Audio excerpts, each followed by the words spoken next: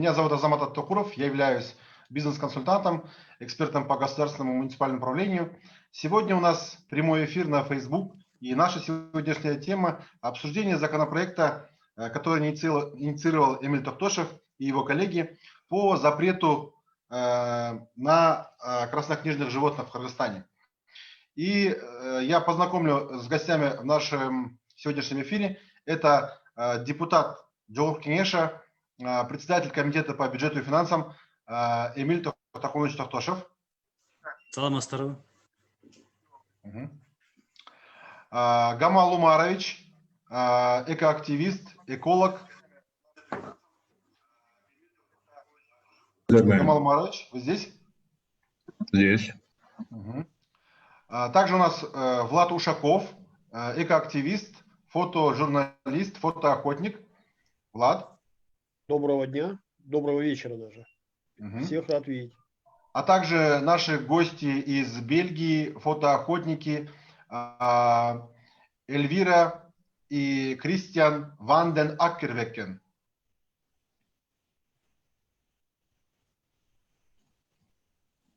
Эльвира и Кристиан, они нас слышат, они здесь.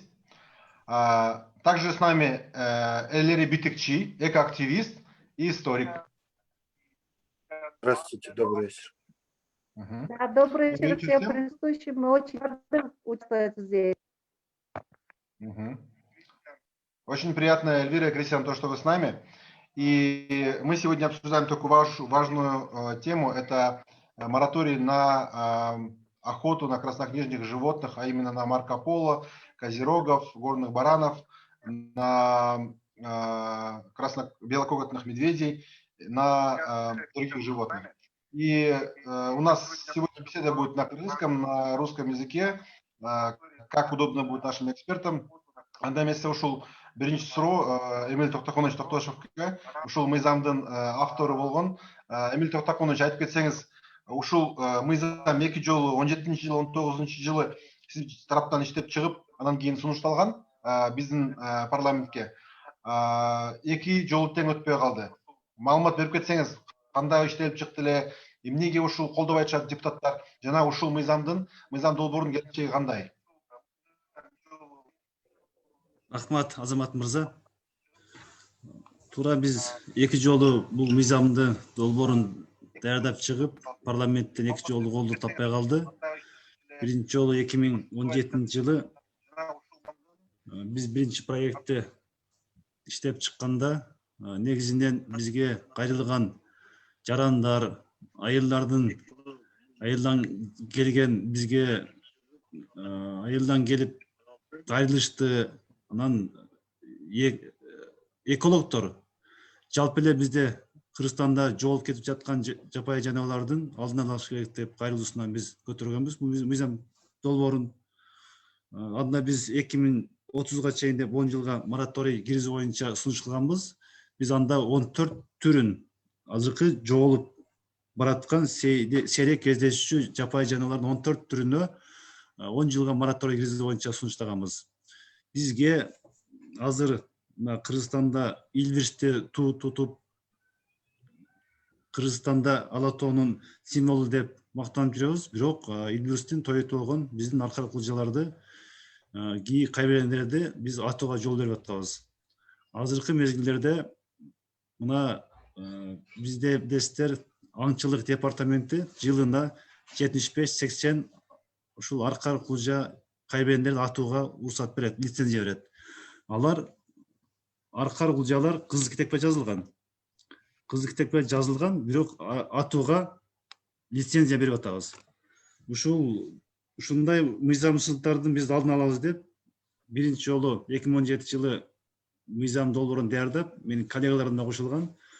Бирок бизге өкмөттүн ошол аңчылык департаменти бизге кайра каршы чыгып, коомчулук колдоп, бирок парламенттен бизде колдоо таппай калды.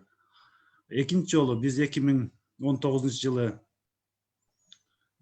дагы ушул мыйзамды жазып чыктык.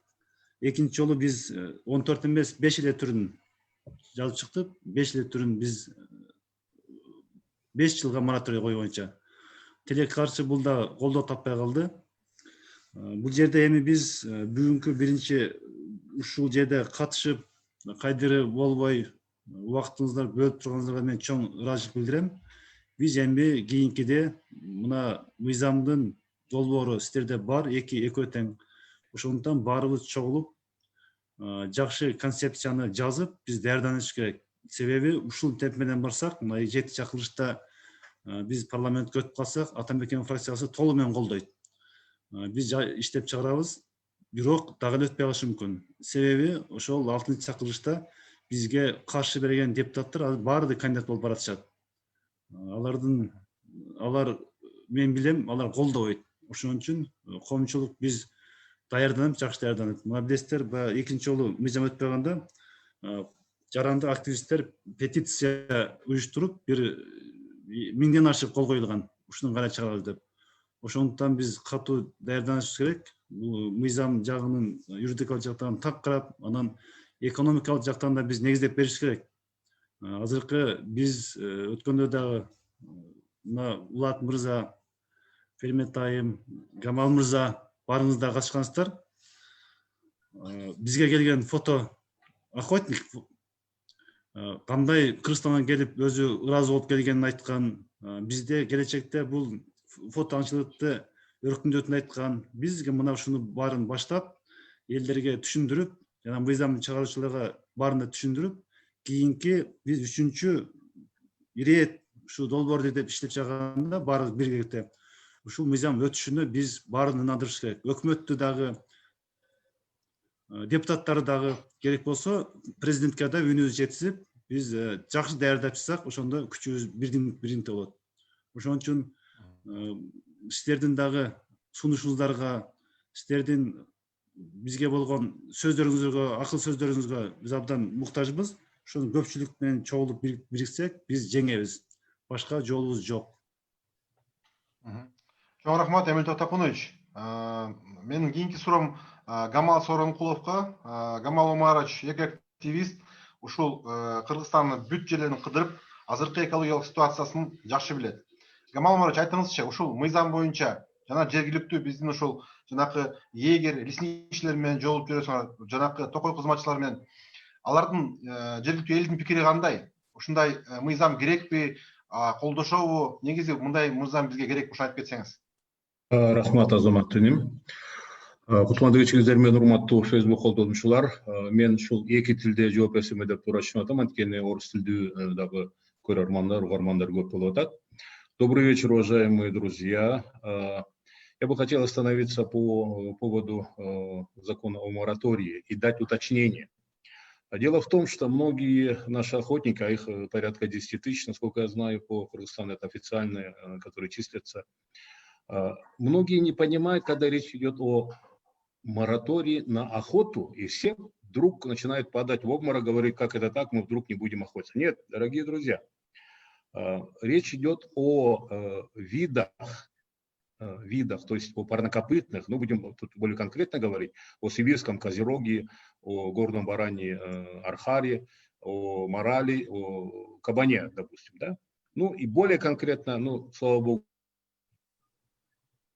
сегодня я уверен, что морала не стреляет, кабана у нас практически нету в охотугодиях, поэтому речь идет о козероге сибирском и архаре. Дело в том, что, ради бога, охота, разрешенная охота, лицензионная охота, пусть будет там на уток, на кекликов, на фазанов, на зайцев, ради бога, она все будет и будет работать согласно закону об охоте. Кстати, у нас есть неплохой закон номер 41 от 2014 года, закон об охоте, охотничьем хозяйстве. Закон действительно неплохой, но сейчас речь идет о законе, который вот уже инициировали 2 раза команда Эмиля Токтошева, спасибо им. И вот сейчас уже, я надеюсь, будет 3-я попытка. Просто очень хочется верить, что она будет успешной. Дело в чем, уважаемые друзья, ну просто сейчас надо дать отдохнуть нашим братьям меньшим, так сказать, потому что, вот возьмем, к примеру, буквально события 2-3 месяцев давности. Последние 30 лет в урочище Харабалта или Абла, это вот Капчылай по дороге Бишкек-Ош трасса, мы не наблюдали и не наблюдаем, к сожалению, ни козерогов, ни тем более архаров. Но во время карантина, во время пандемии, любители, люди, которые проезжали по этой трассе, им удалось снять, ну, пусть небольшое, но стадо козерогов сибирских. О чем это говорит? Всего лишь 2-3 месяца режима тишины позволило козерогам спуститься ближе к нам, ближе к человеку. То есть, видимо, природа дала им почувствовать, что нет опасности в это время, потому что мы сами все были в таком страхе, будем говорить. То есть, надо дать передышку. Я обращаюсь сейчас ко всем охотникам, я обращаюсь к владельцам охотничьих хозяйств. Дело в том, что я знаю, что у нас очень мощное, сильное лобби в этом вопросе. Есть такая вот статистика, по-моему, порядка 48 охотхозяйств сегодня действующих, я не имею в виду, не считаю государство, охотничьи хозяйства есть у нас, 48. Из них только одно охотхозяйство в Таласской области, одно в Джалалабаде и одно на Ош и Баткен. О чем это говорит? Что практически остальные 45 охотничьих хозяйств расположены, будем говорить, благополучных по численности, по состоянию Сыкульской, частично Чуйской и Нарынской областях. Ну, если кто знает нашу историю, то изначально эти области были, это центральный Тянь-Шань, часть восточного Тянь-Шаня, всегда были богаты на вот этих животных, которые я перечислял, то есть на козерогов, ну и архаров. И вот смотрите, как интересно получается. Ну, сейчас буквально в этом году прошли конкурсы на охотугодия, на охотничье хозяйство. И почему-то никто из вот этих рьяных, будем говорить, охотпользователей не стали участвовать в конкурсах по Баткенской области, по той же Джалабадской, по Ошской области. И до сих пор я знаю, что несколько участков ждут следующего в своей очереди на следующий конкурс. О чем это говорит?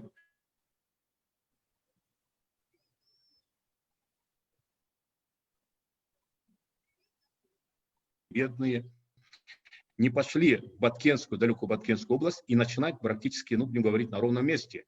То есть охранять, защищать, чтобы доводить поголовье там до какого-то уровня. Нет, опять же, они заняли свои же позиции, то есть свои же хозяйства отстояли. И на этом все практически успокоилось. Хотя я бы очень поддержал тех людей, которые бы поехали в Ош, Баткен, Джалалабад и участвовали в конкурсах там и состояние поголовья, то есть животных, парнокопытных, за счет их деятельности увеличилось. Еще про статистику. По статистике нашего госагентства охраны окружающей среды и лесного хозяйства, это непосредственно Департамент сохранения биоразнообразия и ОПТ, по их статистике тут внимание, на одного государственного инспектора приходилось и до сих пор приходится не менее 70 тысяч гектаров охотугодий. Вы можете себе представить? Это очень большая, просто большая территория. При нынешнем состоянии, техническом оснащенности наших инспекторов, я не говорю про зарплату, при отсутствии автомобилей, даже тех же лошадей, и снаряжения, там, спутниковые, радио и так далее, это невозможно. Это необходимые, может быть, вертолеты какие-то там, как, не знаю, в Америке, в Канаде. То есть 70 тысяч гектаров охватить одному инспектору, это нереально. А если взять отдельно, допустим, Баткенскую область или Чатхальский район, там эта цифра, уважаемые друзья, превышает 200 тысяч и доходит до 250 тысяч гектаров на одного инспектора. То есть представьте, в общем, это огромная территория. И поэтому хотелось бы еще раз обратиться, уважаемые охотники, охотпользователи, просто, я не говорю там затянуть пояса, то есть обращаюсь, надо потерпеть, просто надо потерпеть. Кстати, локальные у нас прошли, локальные трехгодичные моратории, они дали неплохой результат. Джалалабадская, частично Чуйская и Таласской области, только в этом году открывается сезон охоты. То есть 3 прошлых года охоты там не было. И я, как человек, будем говорить, практикующий, часто бывающий в горах, могу сказать, что да, есть, может быть, небольшой, но результат от этого локального моратория, он есть. С этого года мораторий объявлен по Ошской и Баткенской области. Но опять же, видимо, так было рассчитано, что Сыкульская и Нарынская, богатые, будем говорить, области на фауну, они отложены на потом. То есть пока там охота была эти 3 года, еще будет 3 года, а там, как говорится, значит, время покажет. То есть вот здесь вот я вижу какую-то работу, опять же, лобби охотпользователей. И вот хотел бы отметить эту особенность, и пусть не обижаются на меня, это не я, это факты. Факты говорят о том, что из этих 45 или сколько там охотхозяйств в Сокольской, Нарынской областях, многие охотхозяйства принадлежат или аффилированы с чиновниками высокопоставленными и действующими депутатами. И, кстати, правильно Эмиль Мурза отметил, депутатами, которые, будем говорить, в составе провластных партий, сейчас рвутся опять же к депутатскому креслу. И, значит, то есть надо понимать, что эти охотхозяйства, они буквально уже закреплены, там разговора нет, они принадлежат там, или непосредственно депутатам, или же их родственникам, или чиновникам, или их родственникам. То есть аффилированность однозначная. Но тут вопрос такой времени, они имеют на это право, в принципе, но вопрос, я взываю к совести, к какой-то чисто человеческой морали. Давайте остановимся, давайте дадим передышку животным. Ну, хорошо, я даже готов пойти на сокращение сроков моратория. Ну ради бога, не 10 лет моратория, пусть будет даже 5 лет, это тоже какой-то срок. То есть это все можно обговорить, надо встречаться за круглым столом, уважаемые охотники, пользователи, хозяева охотхозяйств. И просто это... Вы меня прекрасно понимаете, что если... Да, сейчас будут много споров, будут говорить, что... там идет хорошая охрана. Ради бога, я не спорю. Где есть охрана, там есть и животные, но надо объявить мораторий и жестко его проконтролировать по всей территории. Буквально и охотников, и неохотников, браконьеров. И, в общем, проблема, знаем, что часто идет незаконная охота со стороны наших животноводов, к сожалению. Надо с ними работать. Кстати, такую работу мы ведем. Мы — это наши джаматы на местах. Джаматы, кстати, наши джаматы по западному Чечне практически все состоят из бывших охотников-браконьеров. Мы это признаем. И это дает результат в наших, там, где мы охраняем, в принципе, уже есть хорошая подвижка в лучшую сторону. Поэтому еще раз, большое, Гамал Омарович. давайте вернемся к мораторию и будем, перетерпим, а там у нас животные будут, поголовье будет расти, я в этом и... Спасибо. Спасибо большое, Гамал Омарович. Я следующее слово хочу передать Владу Ушакову, нашему известному фотожурналисту, экоактивисту. Влад, скажите, пожалуйста, вот то, что сейчас Гамал Омарович озвучил, цифры, да, то есть есть статистика, а есть как бы визуальное наблюдение. Вы часто путешествуете, снимаете нашу природу, наших животных. Скажите, пожалуйста, вот визуально это ощущается, что как бы тяжело встретить этих парнокопытных и других редких животных? Самый, зная, как появляется статистика, и вообще статистические данные, скажем, в том же ГАОСЛХ, и кто пишет эти цифры, я могу сказать, что к действительности они вообще никакого отношения не имеют. То есть пишут их абсолютно аффилированные люди из той же Академии наук, то есть под те люди, которые заинтересованы показать, что у нас все хорошо с парнокопытными, что у нас огромные стада. Но, честно, хотелось бы сказать не о продажных чиновниках, не о продажных ученых, которые пишут такие цифры.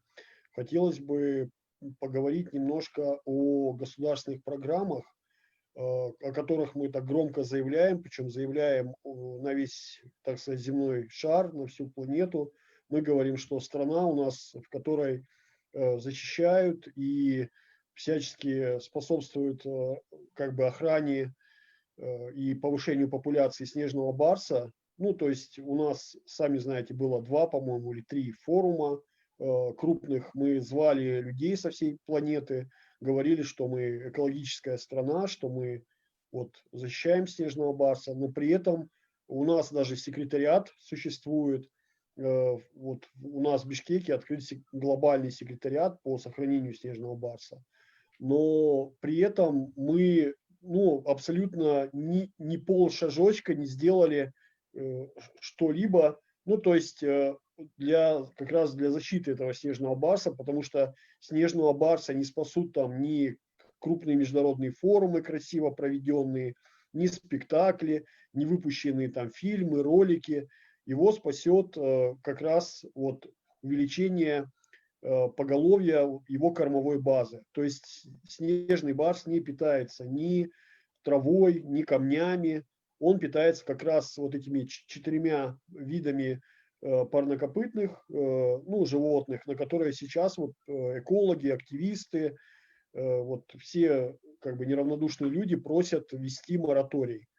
То есть мы не можем, следует одно за одним, если мы говорим, что мы охраняем и защищаем снежного барса, то мы должны охранять и защищать его кормовую базу. По-другому просто это невозможно сделать. Удивительные вещи получаются. Мы говорим одно, делаем второе, а на выходе получается вообще абсолютно третье. Поэтому я несколько раз сталкивался с вообще не поддающейся логике как бы фактам, когда например, на этноиграх, на 3-х фестивале кочевников сделали логотип снежного барсенка, очень красивый, хороший, но при этом в Керчине продавались свежие шкуры снежного барса. Поэтому очень-очень хочется, что у нас пишут очень хорошие законы, скажем, в государстве, все, что касается природоохраны, природозащиты, но, к сожалению, ни один из этих законов не работает. Поэтому очень хочется, чтобы вот этот мораторий, о котором мы сейчас говорим, помимо просто каких-то действительно красивых слов и принятия в том же парламенте, еще повлек за собой вот как раз увеличение вот этого поголовья, и мы тем самым выполним то, что в принципе обещали и на что там тратили миллионы долларов перед миром. Отчитаемся мир. Мы вот сейчас с вами собрались для того, чтобы как раз повысить поголовье и сохранить снежного барса. По сути, потому что снежный барс, знаете, что является вершиной пищевой цепочки. Поэтому очень приятно, что находятся депутаты, которые поднимают эти вопросы, находятся активисты, для которых это все, не просто слова, а которые говорят об этом, показывают, рассказывают. И поэтому всем нам удачи, чтобы это все наконец-таки было реализовано в жизни.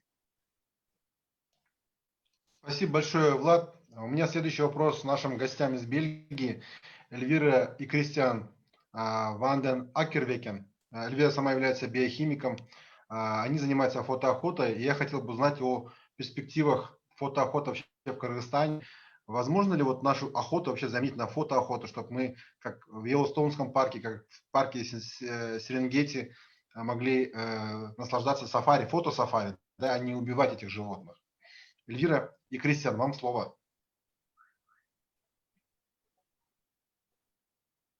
Эльвира, вы здесь?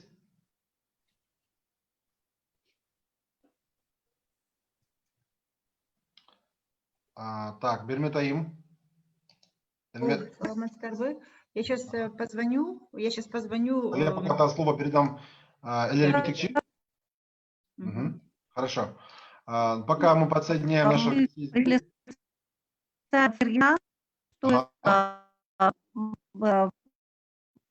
Посмотреть можете мимо наших животных, потому что Эльвира, очень плохая связь у нас получается. живем в Бельгии.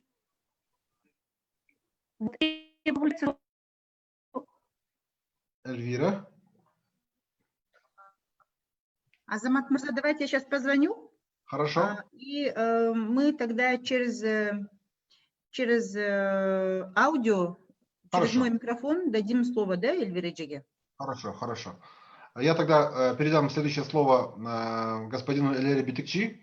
Эльвир Битекчи является гражданским активистом, экоактивистом, а также историком. Это человек, который мобилизует гражданское общество на принятие данного моратория. Вот недавно только прошел митинг. Вообще, господин Эльвир Битекчи регулярно проводит митинги в защиту наших краснокнижных животных, а также в защиту ледников. У меня такой вопрос.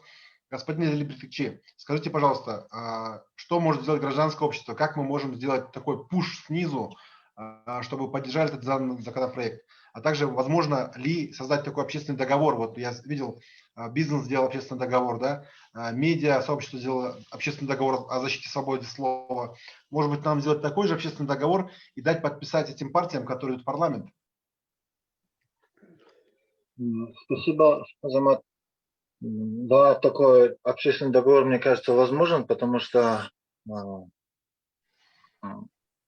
я уже пытался делать. Мы просто встречались с председателем партии «Реформа» Кларой Саранкуловой, и она подписала такое обязательство о том, что будет продвигать этот законопроект в случае избрания. Да, то есть, в принципе, такой договор может быть, и если, конечно, какие-то партии возьмут на себя роль собирателя, да, вот других партий, это будет вообще замечательно. Что касается инициатив снизу, то, конечно, нельзя ограничиться только подписями, потому что подписи – это так называемая пассивная «за». Например, на Change.org мы собрали 7966 голосов до того, как этот сайт заблокировали у нас в стране. И мы могли бы больше собрать, но из-за того, что заблокировали, вот осталось на этой цифре. Я через VPN посмотрел эту цифру. Но все равно нужны те, кто будут активно за, то есть выйдут на площадь, возможно, в таком большом количестве, конечно, не просто пикеты, чтобы показать решимость идти до конца или еще что-то. Да? То есть активно за, сейчас уже период, как активно за. Если мы вспомним митинг против добычи урана, то там точно такие же были этапы. Да? Сначала около 33 тысяч голосов было собрано на том же Change.org. Это пассивно за, такой баланс общественного мнения. И активно вышло около 300 человек. И, естественно, общественное мнение было таким по всему Кыргызстану. Некоторые даже назвали это хайпом. Но в любом случае, охота – это не только вот какие-то лобби и интересы нескольких человек или коррумпированных чиновников. Это вообще болезнь нашей страны, когда законы перекрываются подзаконными актами. То есть любое учреждение делает какие-то подзаконные акты. То есть, в принципе, по закону же нельзя на краснокнижных животных охотиться. Да, уже закон такой есть, о красной книге, о статусе краснокнижных животных. Но вот такие государственные учреждения, как ГАУ-СХЛ, они или другие, там, пусть это будет строительная мафия или еще что-то, они выдвигают такие подзаконные акты и таким образом обходят законы. То есть это прежде всего, наверное, слабость или, я не знаю, аффилированность депутатов Джорку, конечно, которые комитеты должны в первую очередь следить за законностью, за выполнением закона. То есть это не только проблема охоты, но вот и проблема вот такого юридического казуса. Правоприменения. Да. Правоприменения. Да, хорошо. Вот, Гамал Марович, у меня такой вопрос. Можно ли собраться экологическим организациям, экологическим НПО, создать такой общественный договор? И вот у нас осталось буквально 10 дней, и мы можем предложить партиям подписать данный общественный договор. Гамал Марович. Вы знаете, у нас есть такая мини-модель, о том, что сейчас вот речь идет об этом договоре. Мини-модель какая? Мы уже в течение 5 лет проводим такие выездные горные полевые семинары. Они называются «Покаяние потомков белого барса» или «Агыдбирс Нурпахтарынан Това Гельтрюсю». И ну, собираемся на разном уровне, у нас получается, именно в горах, и говорим по душам. И в итоге даем такое вот слово, значит, суть в чем? Суть в том, что мы как-то, обращаясь ну, к Всевышнему, просим, чтобы он снял проклятие Сурачки, это козы, которая прокляла Ходжаджаша и его род. Да? То есть примерно вот такая модель, она должна быть более увеличена, наверное, а общественные организации, я практически уверен, что они у нас есть, и они готовы собраться. Вот только по времени, знаю, у нас осталось действительно 8, по-моему, или 9 дней там, если включать день тишины. Я думаю, можно успеть постараться. Но в любом случае обращение надо делать. Обращение, может быть, и такое онлайн-обращение получится. Но есть у нас ассоциация, есть зеленый активист, есть зеленая экономика. То есть силы есть. И очень много, кстати, очень много людей, которые поддерживают. И то сейчас Эльри говорил, что мы как-то в пассивном выражении, да, нас очень много. Когда речь заходит о активности, тогда, к сожалению, нас остается меньше. Но это реально, надо собираться, обращаться. И просто я уверен, что нет уже другого пути, нет. Вот этот вот 7-й созыв Джогорку Кеңеша должен этот вопрос решать. Может быть, это даже будет зависеть судьба этого Джогорку Кеңеша, потому что ну, природа в этот момент пандемии нам преподнесла большой урок, и мы должны сделать выводы. Азамат Мурса, давайте я сейчас свяжусь с нашими бельгийскими друзьями. Да? Мне кажется, они вышли из эфира, а у них что-то проблемы со связью. Я попробую сейчас сделать видео через WhatsApp и направлю на камеру. Окей, пока они не в сети. Можно я пока зачитаю вопросы с... Да, пожалуйста. Прямого эфира. Facebook, да. Угу. Так, тут я просто видела пару вопросов интересных. Ушел мы замды, кантып өткөрсө болот. Бул серик жапайы, это спрашивает Актилек Жусупов. Бакыт Рыскелдиев. Бул серик жапайы жаныбарларыбыз президенттин охранасынын астында болушу керек. Чет өлкөдө под королевской защитой болгон жаныбарлар бар. Эч ким түйүүгө акысы жок. Бизге да ошондой мыйзам чыгарыш керек. Эмиль Байке, Гамал Байке, Влад брат, уважаю вас за ваши фотошедевры. Элери нукура мекенчил, барыңар ушуну эске алсаңар дейт. Өндүрүш Байке, Токтонасыров жазыптыр. Ушинтип суроолорго жооп берип кетерели биринин аркасынан бирин, э? Сейчас, ребята, давайте, выходит Эльвира Же. Так.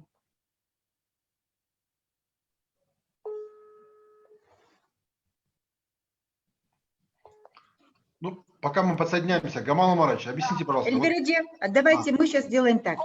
Да, вы с Кристианом, я вот вас направляю на камеру, вы можете смотреть на WhatsApp, и через WhatsApp можем поговорить. Давайте. Я предысторию расскажу. Кристиан и Эльвира, они уже женаты 25 лет, живут в Бельгии. Приехали сюда в этом году из Австралии во время карантина. Скоро они улетают обратно к себе домой. И они фотоохотники. Вот Эмиль Байке говорил, что токтот кылатканарды бияка мылтык менен эмес камерамен келип жана фото аңчылык менен ок атып деле кылса болот депчи. И вот эти люди, как Эльвира и Кристиан, это живые фотоохотники. Они рассказали нам интересный опыт. Это огромные, есть клубы, огромное сообщество по всему миру. И на этом делают хорошие деньги государства, которые охраняют своих животных, охраняют свою природу. Допустим, ну, все, наверное, погуглите, посмотрите, что такое Йеллоустонский, да, National Park, национальные парки многих стран. Там вы увидите много чего. Эльвира Же, даю вам слово. Вот так будем вещать. Можете говорить, Эльвира Же. Эльвира, вам слово, говорите. Да, я говорю. Значит, добрый вечер. Мы, вот как сказали, что уже 25 лет живу за границей, и, конечно, всем с гордостью рассказываю, какие у нас красивые горы, как много у нас животных, что есть редкие животные. И все мои друзья говорят: ой, ну покажи нам эту страну. В результате в этом году мы приехали специально, чтобы снимать Ноурус, показать наши традиции. И из-за карантина мы не могли никуда выезжать. И как только 1 июня открылись дороги, мы поехали сразу на Иссык-Куль снимать животных, растения, цветы, петроглифы, все артефакты, которые можно найти на Иссык-Куле, которых очень много. И в результате получилось, что мы объехали вокруг Иссык-Куля даже 2 раза. Потом поехали на юг, до юга страны, до Баткена, до Сарытаж. И потом это уже был Талас. В Нарын мы не успели, потому что уже стало холодно. И что мы видим, что за вот эти 25 лет все-таки сильно изменилась природа. И если я в детстве выбегала, я жила в Бишкеке, я выбегала, чтобы посмотреть там ежиков или черепашек, это уже стало тяжело, все застроено. И даже такое элементарное животное, как, не то что элементарное, к которому мы привыкли, как сурок, мы едем во всем этим ущельям и не можем сфотографировать нормально сурка. То есть очень долго ищем. Просто удивительно, что сурок оказывается вот так. Или перестреляли, или переловили. Нам сказали, что перестреляли. Ладно. И все птицы, которые мы хотели снимать, то есть мы привезли специально большие объективы, чтобы заснять местных птиц или птиц на перелетах. Как только останавливаем машину, все, птицы улетают. То есть подойти и заснять нам оказалось очень тяжело. Это, конечно, было жутко обидно, потому что думаем, ладно, на дорогах не можем найти зверей, чтобы хорошо их заснять на фотоаппарат, но вот поедем в заповедники, то есть едем в Шонкуль, мы в заповеднике, и невозможно снять, потому что птицы не подпускают людей с фотоаппаратами. То есть они настолько напуганы. И, конечно, говорит, что то есть птицы, животные есть, но это к ним невозможно подойти из-за того, что в них стреляют, и они очень напуганы. Поэтому вот, объездили много километров, пейзажи прекрасные, цветы красивые, растения, все. А с животными очень тяжело. И, конечно, и были очень хорошие случаи, когда мы могли сценоставку, например, заснять хорошо прям на Пешташе, или снежный лотос заснять на перевале на Иссык-Куле. Ну, это очень мало по сравнению с теми километрами, которые мы проехали. Конечно, то, что у нас есть, мы еще больше ценность приобретает, потому что с большими трудностями достались эти фотографии. Но с другой стороны, если сравнивать с Европой, да, мы вот члены фотоклуба, мы члены видеоклуба, таких клубов есть в каждом городе, в каждом городке, организуются огромные фестивали, фотовыставки, то есть люди показывают свои лучшие снимки насчет природы, флоры и фауны. То есть это очень большая активность, которая занимает много людей, и которые и воспитывают людей, молодежь к этому хорошему отношению к природе. Потому что мы знаем же, что мы без природы существовать не можем. То есть мы люди. Вот. И если посмотреть на возможность фотоохоты здесь, когда мы говорили с егерями или с людьми, это возможно, но надо, чтобы не стреляли, и, конечно, структуры не хватает для того, чтобы, то есть, чтобы подъехать можно было полегче, подняться наверх можно подняться, или что вот точно кто-то знал, что вот там находится логово или, как сказать, гнездо какой-нибудь птицы. И, конечно, мы все знаем, что вот людям за границей, то есть горы, они есть и во Франции, и Пиренеи, в Испании, Италия. То есть там уже все так организовано, что люди приезжают с большим удовольствием, да, не платят, и они ходят по горам и видят этих козерогов, этих сурков, и снимают прекрасные фотографии, делают. Если нету хищных птиц, и они делают реабилитацию, выпускают, привозят животных туда. То есть, ну, очень-очень приятно и легко там получается снимать животных. А здесь все только начинается. То есть идея фотоохоты в Кыргызстане только вот пробивает себе дорогу.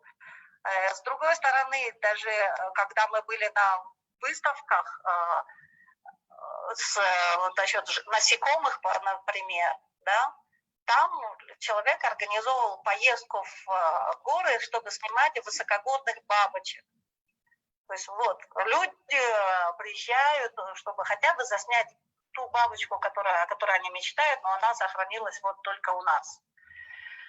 Вот. А у нас получается, что в смысле в Кыргызстане сейчас самое краснокнижное и самое редкое животное, эндемик, это тиньшанский медведь белокоготный. То есть это получается что-то уникальное, которое есть в Кыргызстане. Когда мы разговаривали с представителями бельгийского телевидения, и мы спрашивали, вот рассказывали, есть Кыргызстан, там красиво, там хорошо и все такое прочее, они спрашивают, а что там есть, что ради чего бельгийское телевидение приедет в Кыргызстан, да? Вот, потому что, и как что, все люди едут, например, в Африку, чтобы посмотреть гориллу, например, потому что она живет только там, и все, ее больше нигде нету. И также, или как китайцы сделали целую государственную программу по панде.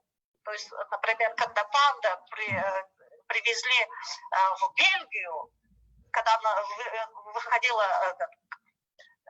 клетка с пандой, ее встречал наш премьер-министр бельгийский. Понимаете? Вот, то есть как из животного делается символ и делается национальное достояние. А здесь мы не смогли заснять этого тиньшанского медведя с белокоготного. Мы сняли только шкуру, которую браконьеров, вот, когда поймали браконьеров, мы смогли снять шкуру медведицы с медвежонком. Вот и все. Поэтому здесь есть возможности делать в Кыргызстане фотоохоту. И есть на Западе люди, которые готовы приехать, чтобы заснять это редкое животное. Ну вот, теперь нужно только работать в этом направлении. Спасибо. Спасибо, Эльвираджи. Спасибо. Вы сейчас в Спасибо большое. Zoom можете смотреть, ладно? Вопросы? Хорошо. Вопросы есть? Дурмет еще? Есть вопросы. Сейчас вопросов много. Может, ответить на тот? Так. Не слышно, алло. Дурмет, вопрос задаете вы, да? Нет, не слышно, еще раз. Давайте. Слышно? Да, слышно, ага. Так, он тут говорит, что, в общем, этих животных надо, говорит, под охрану президента. Ага, Гамал Умарович, давай. Мен жооп берип коеюнчу. Ооба. Рахмат суроодан туура болуп атат. Бирок айтайын дегеним, бул жерде бир президенттин охранасын, мындай бир керексиз эле нерсе да, бул бирөөгө өткөн. Бар, бизде ушундай бир кызматыбыз бар да, өтө чоң кызмат бар, мамлекеттик агенттик бар, департамент бар. Бул жерде болгону ошол мыйзамды киргизип туруп, мына ошол Эмир мырза сунуш кылып аткан 3 жылдан бери ошону ишке киргизип туруп ошону аткаруууда болот. Анан өзү мындай болот, жана илери инем айтып кетти. Өзү мыйзам бар. Кызыл китепке кирген жаныбарларды атууга тыюу салынган. Ал сөзсүз нерсе, аны ушул жерде мыйзамга дагы биз кичинекей мындай мыйзам токуп атпайбызбы?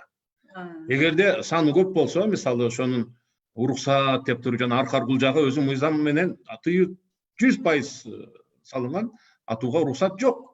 Бирок негедир ошол жетекчилерибиз ошого барып атат дагы, бар экен го бизде мына мынча баш аркар кулжа бар экен деп туруп анан кийин жанагыдай лицензия берип коюп атпайбы. Жок. Мораторийди кабыл алыш керек. Ошону бир Енді жөн эле кабыл алып койбой, мен өзүмдүн оюм мындай да, аны мыйзам түрүндө кабыл алып туруп, бекитип туруп жогорку кеңеште. Анан элге бир кайрылуу жасаш керек. Элибиз илгеркидей кылып эле баарыбыз бир чыгып туруп, баягы оомин кылышыбыз керек. Бата кылып туруп, бир мындай бир сүйлөшүп токтотойлу, бул ата мурасты сактап калайлы. Небе биздин урпактарга бир көрүп калса ошол кийиктерди, ошол арка кулжалар дегендей эле бир элибиз жалпы чыгып туруп ошого ошол мыйзамды колдоп туруп, анан аңсыз неме мыйзамсыз аңчылыкка каршы чыгышыбыз керек. Ошондо гана токтойт, ошондо да ошол жанагыдай калыбына келе турган бир маал келет да, бир 5 жыл болсо чыдап койсок, айланайын атпай, сонун эле болуп жатса көбөйүп калат. Ошондой. Гамал Умаровичтин сөзүнө Рахмат, Гамал Умарович. здесь пишет Джибек Алиева: не сокращайте сроки моратория. Пусть будет 10 лет. Это самый нужный закон. Я была в Китае. Они там за свою панду трясутся, как над зеницей ока. Пишет Джибек Алиева. Спасибо большое, Джибек. Өдүрүш Токтунасыров Байке. Он написал несколько комментариев о том, что этот закон нужен.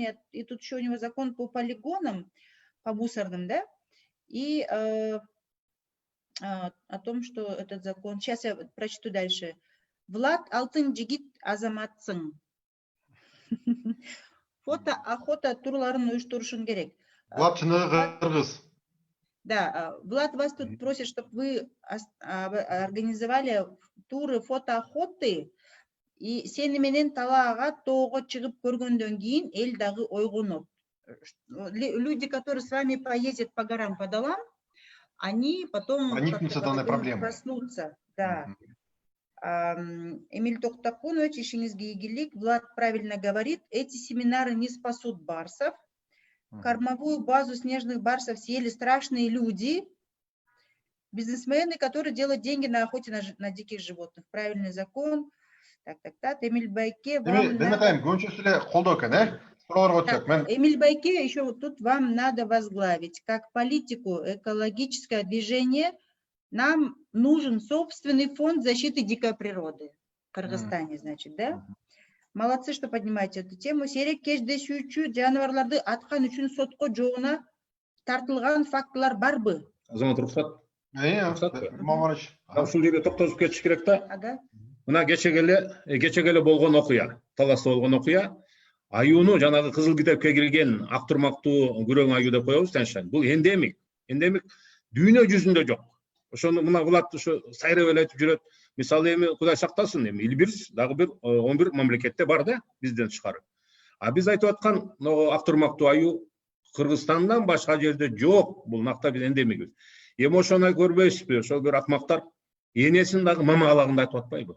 Мен айтайын дегеним, мына ушуну мындай бир мисал катары, үлгү катары көрсөтүш керек дагы, жанагы 1 миллиондон 2 миллион сом штраф толук төлөтүш керек.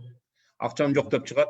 Акчасы жок болсо үйү бар, үйүн банкка залогко коюп туруп акчасын төлөтүш керек. Бул биринчи, экинчиси акыры жана мына суроо берип аткан соттош керек. Камаш керек. Өзү 2 жылдан 3 жылга чейин жок. Бүгүнкү күнгө чейин бирөө камалды деп мен уга элекмин. Илбир саткандар да болду. Карышкыр деп Илбир сатып алдым дегендер болду. Адашып, андай эмес да. Камаш керек. Ошол 5 жылга чейин отургуш керек. Ошону бүт көрсөтүш керек. Мына камалды деп туруп 2 ай аткан адамды. Бул ошол мындай зөкүрлүккө өкүм мамиле жасаш керек да. Мыйзам бар, ошону аткарыш керек. Анда менде жыйынтык Влад. Влад, что-то хотите добавить, да? Влад, микрофон включите, пожалуйста. Дермет, микрофон. Еще раз. Да. Я поддерживаю вот то, что сказал Гамал Умарович до этого.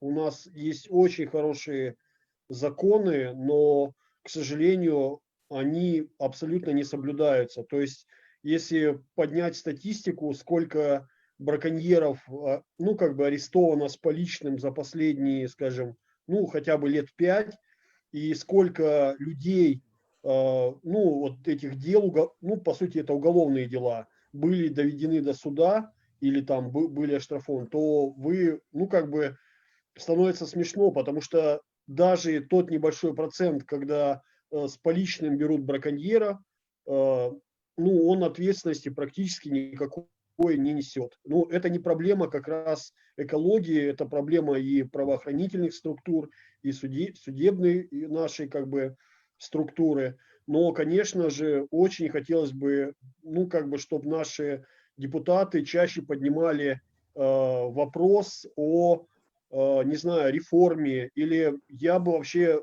об упразднении нынешней Гауслха, как она есть вот в нынешней форме.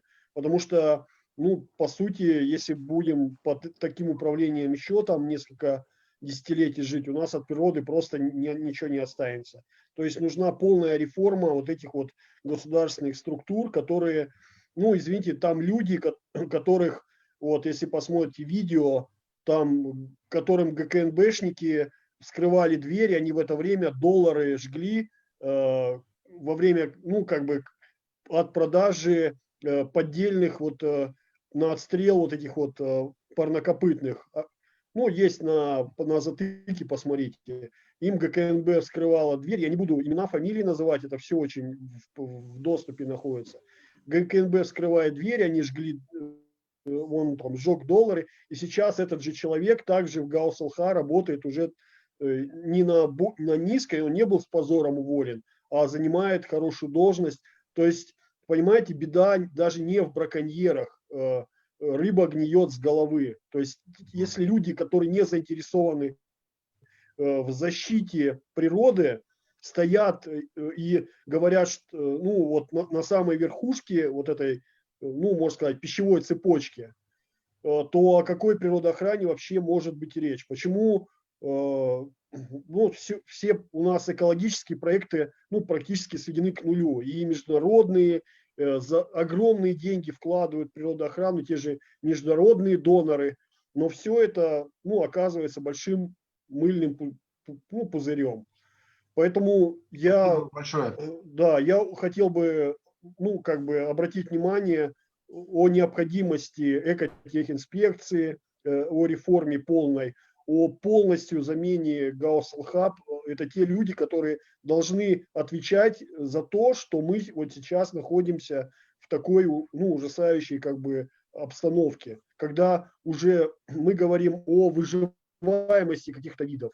Поэтому если будем чаще этот вопрос вместе поднимать, вот как раз о необходимости с моратория, то есть мы по-другому ситуацию вообще никак не исправим. Спасибо большое. Спасибо большое, Влад. Действительно, как обычно, у нас не работает неотвратимость наказания, да, то есть законы хорошие, нет неотвратимости. Эмиль Тоқтағұлович, сізге жиынтықтаушы сөз, ушул мынакей жанагы медиадағы, бизнестағы коомдук келишимди түзүп, азыр кол коюп туруп алды, көпчүлүк партиялар кол коюп берди. Эми ушуга дагы биз кандайдыр бир азыркы моментти пайдаланып, ошол мыйзам долбоору силер даяр. Ошону жөнөтсөк болобу, партияларга кол коюп бергиле. Мына эгерде силер колдойсуңар же колдобойсуңар деп. Менин оюмча коюп берет болуш керек ушул шайлоого чейин. Кандай дейсиз? Албетте, эң туура сунуш пикир. Азыр бир жума калды шайлоого чейин. Мына шайлоо бараткан партиялар бардыгын азыр сунуш кылып, мына биз азыр бир уюм, биз ушундай коомдук пикир менен кайрылсак, азыр баары кол коюп беришет. Мен билдирип берем. Атамекен партиясы, фракциясы колдогон, Атамекен фракциясы, партиясы колдойт. Калгандары деле мен ойлойм, баары азыр колдоп беришет. Парламент өтүп алгандан кийин иш көргөзүшөт. Мен жана айтып кеттим, мурдагы колдогон депутаттар дагы баратышат кандидат болуп. Биз азыр алардан сөз алып калбасак, кийин колдой коюшу мүмкүн. Биздин жана Камал Умарович айтпадыңызбы? Азыр биз айыппулдарды көбөйтсөк деп, туура көбөйткөн менен бизде баары мыйзам менен бышыктабасак, биз анча деле мындай биздин өзүбүздүн максатыбызга жетпейбиз. Буга чейин мына биз 2 жолу чыгардык мыйзамды, 2 жолу көтөрдүк, бирок кабыл алган жок. Бирок ушу 2 жолдун ичинде мына курчаптоо айлана чөйрөнүн агенттиги 3 эсе көтөрдү айыппулду, 3 эсе. Билесиздер, мурда айыппулдар өтө төмөн болчу. Азыр ушундай 3 эсе көтөрдү, бирок баары бир аттуу болуп атат, браконьерство бар. Ошого карабастан азыр көбөйдү. сандары көбөйдү. Азыр көрүп атасыздар, соцсеттерден коюп атат, көрүп атат, айылдарга түшүп келип атат, кыйла көбөйүп калды. Бизде мыйзам каалаганда биз абдан ойлонгонбуз. Ошондо ырахматтуулук Эмиль Шукурович өзү дагы бизге аябай оюн айткан, акыл насаатын айткан, эколог эксперттер менен акылдашканбыз. Бул бир эле түрү бар, бир жолу. Бул жок деген биз 10 дегенбиз, айткан туура жок дегенде 5 жылга толук мораторий кириш керек. Жапайы жаныбарлардын көп түрлөрү бул популяциясы 2-3 жыл. Ошондо 2-3 жыл болгондо 5 жыл бул минимальный мөөнөт да. 5 жылга чейин биз мораторий койсок, ошондо өзүбүз байкайбыз, көрөбүз. Ошонун көбөйгөнүн көрөбүз. Андан нары акылдашып кандай кылабыз чечет элек.